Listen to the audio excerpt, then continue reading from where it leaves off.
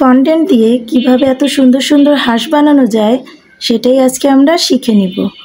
দেখুন হাঁসগুলো কত কিউট না। তাহলে চলুন কিভাবে বানাচ্ছি সেটাই শেয়ার করব। আসসালামু আলাইকুম। হাঁস বানানোর জন্য প্রথমেই আমি হলুদ কালারের ফন্ডেন্ট নিয়ে নিয়েছি। চাইলে হলুদ কালারের ফন্ডেন্ট কিনেও আনতে পারবেন, অথবা সাদা রঙের ফন্ডেন্টের মধ্যে হলুদ কালার মিক্স করেও রেডি করতে পারবেন। এবার ভিডিওতে যেভাবে দেখাচ্ছি এভাবে আপনারা চেপে চেপে হাঁসের নিচের অংশের যে শেপটা আছে সেটা করে নেবেন। ভিডিওতে দেখানো নিয়ম অনুযায়ী করতে হবে। এবং উপরে মাথার অংশটার জন্য আমি আরেকটু হলুদ কালারের ফন্ডেন্ট নিয়ে এবার একটা রাউন্ড শেপে করে নিচ্ছি। এখানে মনে রাখতে হবে যে রাউন্ড শেপটা যাতে বেশি বড় বা একদম ছোট না হয়।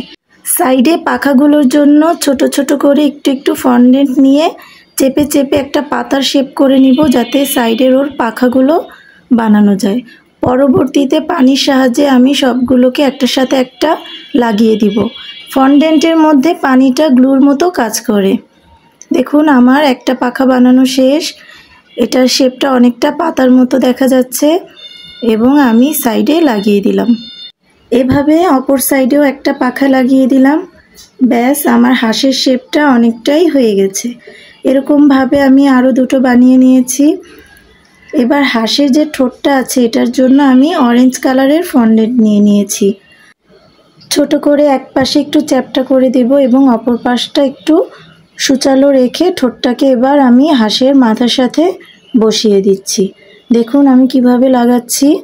এভাবে তিনোটার মধ্যেই আমি ঠোঁটগুলো লাগিয়ে নেব। পরবর্তীতে আমি মাথায় মুকুটও দিয়েছিলাম, কিন্তু সেটা স্কিপ হয়ে গেছে। এই যে আমার তিনটা হাঁসি রেডি হয়ে গেল। এবার আমি একটা এডিবল পেন দিয়ে হাঁসের চোখগুলোকে বানিয়ে নিচ্ছি।